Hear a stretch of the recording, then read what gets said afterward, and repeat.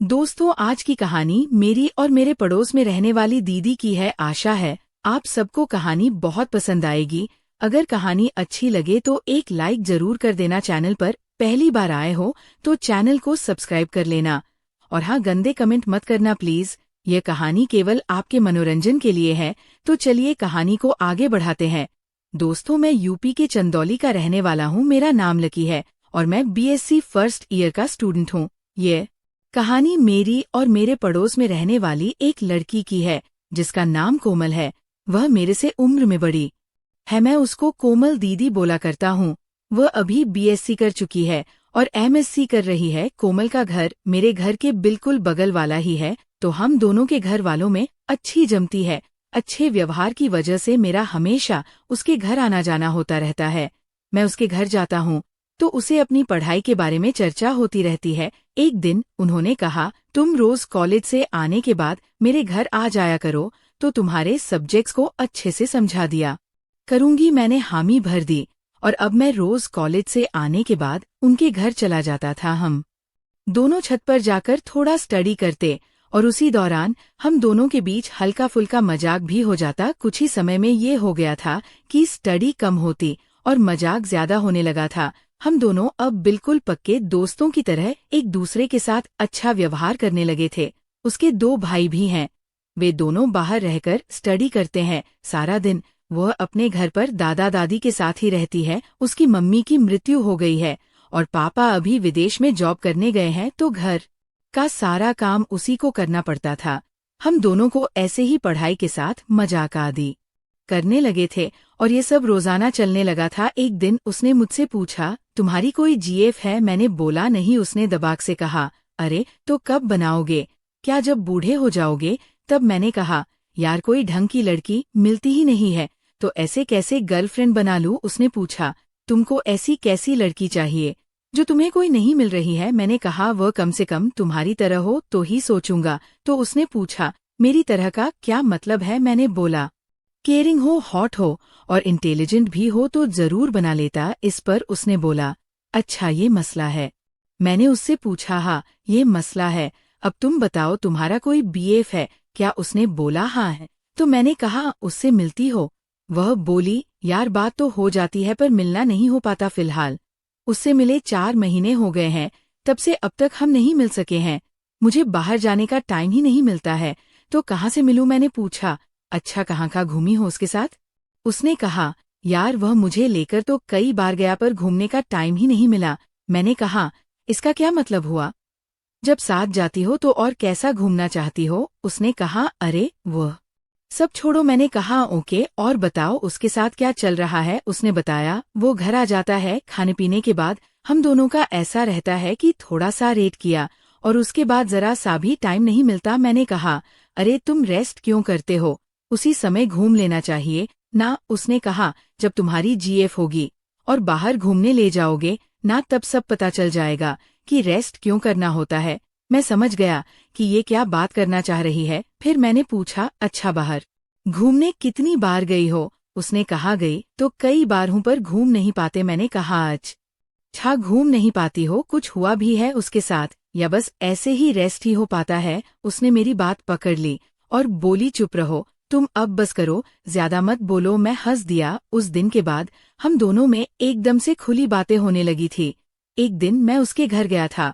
उस वक्त वह लेटी हुई थी और उसकी तबीयत ठीक नहीं थी। मैं बैठ गया और पूछा, क्या हुआ, क्या समस्या है? उसने बताया, यार कमर दर्द हो रही है। मैंने कहा, लाओ मैं दबा दूं। उसने कहा, चुप रहो, मजाक मत करो, सच में कमर दर्द हो रहा है। मैंने कहा, मैंने भी सच में दबाने को ही बोला है। वो बोली, अच्छा। मैंने बोला, हाँ। यार वो बोली, ठीक है, पहले खिड़की दरवाजा बंद कर लो, फिर तेल लगाकर थोड़ी मालिश कर दो। मैंने ऐसे ही किया। उसने लोअर पहना था और ऊपर टी शर्ट डाली थी। मैंने उसकी टी शर्ट को हटा दिया और उसकी पीठ पर मालिश करने लगा। अब वह मुझे लेटी हुई अजीब सी नजरों से देखने लगी थी। मैंने पूछा, क्या देख रही हो? वह बोली, यार सच में तुम्हारे जैसा बॉयफ्रेंड होना चाहिए, कितनी अच्छी मालिश करते हो। मैंने बोला, मैं सब अच्छे से करता हूँ मैडम, आप मौका कहाँ देती हो? वो भी समझ रही थी कि मैं क्या इशारा कर रहा हूँ। उसने अब अपने डोर को थोड़ा सा नीचे खिसकाकर जगह बनाते हुए इशारा किया। मैंने उसकी पीठ से होते हुए कमर को थोड़ी देर तक सहलाया और तेल लगाकर मालिश करने लगा। उसका लोअर लूज होने से मेरा हाथ थोड़ा नीचे तक जाने लगा था। मैं उसकी कमर का मालिश कर रहा था।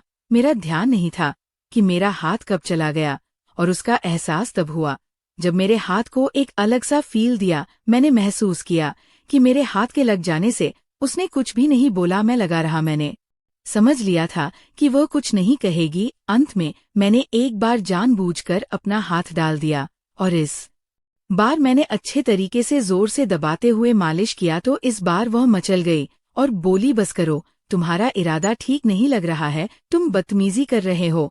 मैंने कहा, यार, एक तो मैंने तुम्हारी कमर की मालिश की और तुम्हें इसे बदतमीजी बोल रही हो।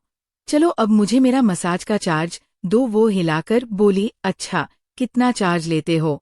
मैंने उसकी आंखों में आंखें डालकर कहा, जितना तुम दे सको, पर चार्ज में मैं पैसे नहीं लूंगा। उसने पूछा, फिर कैसे लोगे? वह भी इशारा समझ रही थी। मैं मुस्कुरा दिया तो वह झट से बोली, अभी मैं कुछ भी चार्ज नहीं दे सकती, तुम 2-3 दिन के बाद अपनी सर्विस का चार्ज ले लेना। तभी मैं समझ गया। मैं उससे अलग हो गया और हम दोनों के बीच ऐसे ही उल्टी सीधी बातें होने लगी। मस्ती चढ़ती जा रही थी। फिर 3 दिन कब निकल गए कुछ पता ही नहीं चला। अब चार्ज लेने का दिन आ गया। मैं अपने टाइम से पहले ही पहुंच गया, मतलब जिस टाइम पर मैं रोज जाता था उससे जरा पहले आ गया। वो संडे का दिन था तो मैं भी फ्री था। मैं उसके रूम में गया, वो नहीं दिखी। मैं समझ गया कि वह पक्का बाथरूम में होगी। मैंने ध्यान दिया तो बाथरूम से पानी गिरने की आवाज आ रही थी और वह कुछ गुनगुना रही थी। मैंने बिस्तर पर देखा तो उसके कपड़े रखे थे। मैं उधर ही बेड पर बैठ गया। उसे पता नहीं था कि मैं कमरे में आ गया हूँ और बेड पर बैठा हूँ। वो नहाकर एकदम से बाथरूम से निकली। जैसे ही उसकी नजर मेरे ऊपर पड़ी वो घबरा गई। मैं उसके कपड़ों पर ही बैठा था। उसने खुद को संयत करते हुए कहा, मेरे कपड़े दे दो। मैंने कहा, आओ खुद ही ले जाओ। जब वो कपड़े लेने आए और कपड़े खींचकर निकालने की कोशिश की तो वो नहीं निकाल पाए। मैंने उसे जोर से खींच लिया तो वो गिर गई। उसने झटपट तौलिए को ले लिया। मैंने उस पर अपना हाथ रख दिया। वह सहम गई और शर्मा भी गई। वो बोली, कोई देख लेगा। मैंने कहा, इधर कोई नहीं देखेगा, दरवाजा बंद है और खिड़की भी। वह बोली, जल्दी से अपना चार्ज ले लो, नहीं तो कोई दूसरा आ जाएगा तुम्हारी जगह। मैंने ये सुनते ही अपना हाथ रखा। वह बोली, पागल हो तुम? मैं उसकी बात को सुना करते हुए लगा रहा। वह भी अब पूरे मूड में आ गई थी। वो उसी तौलिया से पूछने लगी। थोड़ी देर बाद मैंने उसे फिर अपने पास खींचा। वह बोली, साले पागल हो क्या? मैंने पूछा, तुम्हारा बॉयफ्रेंड कैसा है? वह बोली, यार उसका मत पूछो, वो तो बेकार है। वो सही होता तो तुमको चांस क्यों मिलता? मैंने कहा, मजा आ रहा है। वो बोली, हाँ बहुत। मैं कहा, मानने वाला? वो देख रही थी। मैंने कहा, यार मजा नहीं आया, मेरा फिर मूड बन रहा है। वो बोली, तो अब क्या करना है? मैंने कहा, यार वो तो बस ऐसे ही स्टार्टअप था। वह बोली, रुको पहले मैं देख कर आती हूँ कि कोई आया तो नहीं है। फिर वो बाहर गई और दरवाजे बंद करके अंदर आ गई। मतलब वो खुद मचल रही थी। हम दोनों मस्ती करने लगे। मैंने पूछा, मजा आया? उसने कहा, यार सच में अभी तक इतना मजा कभी नहीं आया था। सच में तुम बड़े खिलाड़ी निकले, मैं तो तुम्हें छोटा समझती थी। मैंने कहा, मैं तुम्हारे जैसा ही हूँ। वो हंसने लगी। उस दिन से हम दोनों बिल्कुल खुल गए हैं और अब जब भी मन होता है मुझसे बोल देती है। अब तो उसने अपने बॉयफ्रेंड को भी कॉल मैसेज करना बंद कर दिया है। कैसी लगी आपको ये कहानी? कमेंट करके जरूर बताइएगा। मिलते हैं अगली कहानी के साथ। धन्यवाद।